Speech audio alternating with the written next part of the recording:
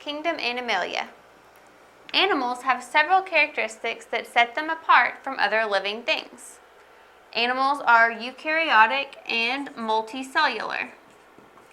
So where other kingdoms can have creatures that are comprised of just one cell, animals are going to have more than one cell.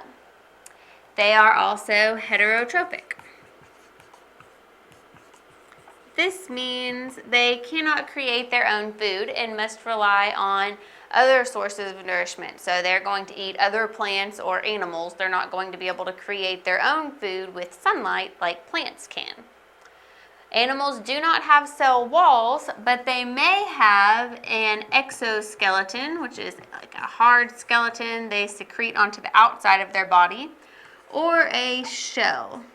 Now, they don't have to have that. Obviously, we don't have a hard exoskeleton or a shell, but some animals like your crawfish or lobsters would have an exoskeleton, or things like snails have a shell. All animals are motile.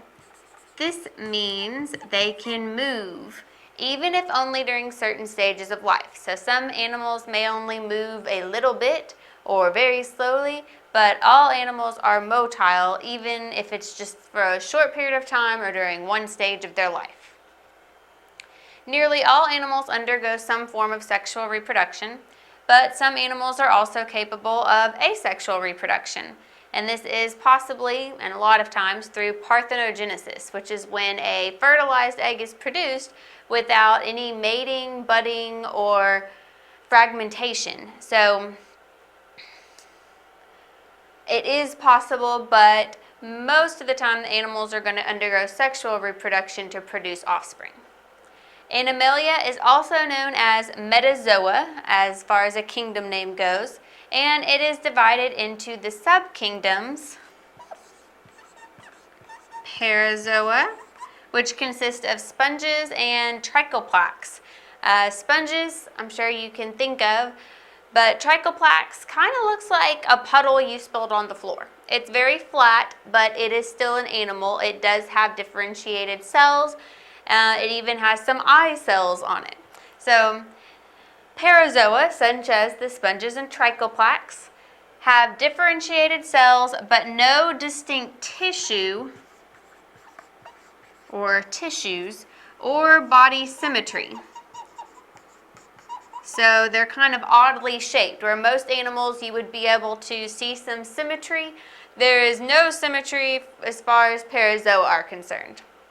Now, all other animals are put into the subkingdom Eumetazoa. And these have 2 or 3 distinct layers of cells with differentiated tissues and either radial or bilateral symmetry. And what that means is that you can divide them a certain way. If they have radial symmetry, you would be able to divide them any way going in a circle, and the halves would match up. So a jellyfish would be an example of that. If you divided the jellyfish here, if you could divide it across here, if you could divide it across here, going any way in a circle around the top of the jellyfish, down across the top and down through all the tentacles, if you cut it, it would be more of a circular shape, and anywhere you cut it, it would be the same on either side. So it's symmetrical. And it would have radial symmetry because there isn't just one symmetrical line you can cut along. There's not just one line of symmetry, there are several. The same goes with a starfish. You could cut it along a line going this way, a line going this way, a line going this way, a line going this way, or a line going this way. If you go all along that circle, it can have symmetry. It can have all these different lines of symmetry, and what's on the other side of the line of symmetry is going to match what's on the first side of the line of symmetry. Bilateral symmetry, you can only divide the body in half one way. So people have bilateral symmetry. You can divide straight down from the top of your head to between your 2 feet, and the 2 halves should match up pretty well, at least as far as body type and tissues are concerned. So people have bilateral symmetry. You can divide straight down the middle and the halves should match up pretty well. Butterflies or moths are another example that should match up. Cats, dogs, a lot of animals display bilateral body symmetry, but there are some that have radial symmetry. But these are all eumetazoa. Remember, the parazoa is not going to have any kind of body symmetry because it doesn't have distinct tissues and it is not going to have a distinct body shape every time. It's going to be different. So whenever you are thinking about Kingdom Animalia, remember these certain characteristics that set them apart. They're eukaryotic and multicellular, made of more than one cell. They are heterotrophic. They cannot make their own food and must receive nourishment from other sources.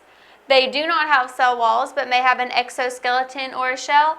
And all animals are motile. They are able to move at least at some stage in their life.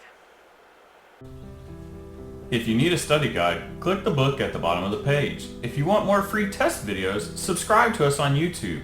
If you just want to keep watching, click the next video.